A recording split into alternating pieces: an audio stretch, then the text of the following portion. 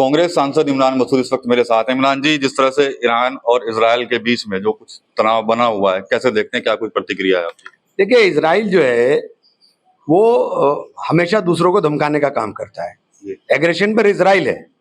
Gaza के अंदर genocide किया है इजराइल ने।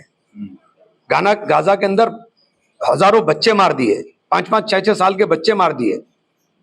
अब ईरान के ऊपर हमला कर दिया, ईरान अपनी बचाव के अंदर तो करेगा ना। तो ये थोड़ी नहीं हो सकता कि एक की दादागिरी सब कुछ चलती रहेगी।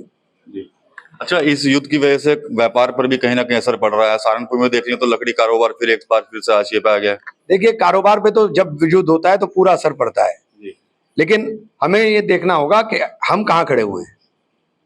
युद्ध किसी भी सूरत में अच्छा नहीं होता, युद्ध विराम होना चाहिए। युद्ध किसी सूरत में अच्छा नहीं होता, लेकिन हम कहाँ खड़े हुए हैं हमें अपना आकलन भी करना चाहिए। अमेरिकी राष्ट्रपति डोनाल्ड ट्रंप जो है वो भी कहीं ना कहीं अब आ गए हैं इस मैदान में, कैसे देखिए? डोनाल्ड ट्रंप तो पूरी दुनिया के बाप बन रहे हैं। तो आसिफ मुनीर को भी लंच करा रहे हैं। हमारे प्रधानमंत्री जी से 35 मिनट बात कर रहे हैं, उधर आसिफ मुनीर को लंच करा रहे हैं। तो हमारी विदेश नीति के तो धज्जियां उड़ रही हैं। कहाँ खड़े हुए हैं हम लोग? जो मुल्क आतंकवाद को परोसने का काम कर रहा है, उस मुल्क का सेना प्रमुख लंच कर रहा है। कोई राष्ट्राध्यक्ष भी नहीं लंच कर रहा है, सेना प्रमुख लंच कर रहा है। तो ये तो हमें सोचना होगा ना। व्यापार की कीमत के ऊपर संप्रभुता की कीमत पर व्यापार नहीं हो सकता। व्यापार के लिए हम अपने देश को गुलाम नहीं बना सकते। इमरान भाई, एक चीज और थी कि अभी आपने देखा होगा वोटर लिस्ट का मुद्दा फिर से छाया। पहले राहुल गांधी ने कहा था, महाराष्ट्र चुनाव हुए थे, वोटर लिस्ट को बनाया था। उसके बाद अब अखिलेश यादव भी कह रहे हैं कि भाई वोटर लिस्ट का ध्यान रखिए, कहीं आपत्ति हो तो दर्ज कराइए। बिल्कुल सही बात है। आपको सजग तो होना ही पड़ेगा इस माहौल में। जब ये पूरे की पूरी संस्थाओं को बर्बाद करने की बातें हो तो उसमें तो आपको सजगता बरतनी पड़ेगी, और सजगता बरतेंगे तो नुकसान कम होगा।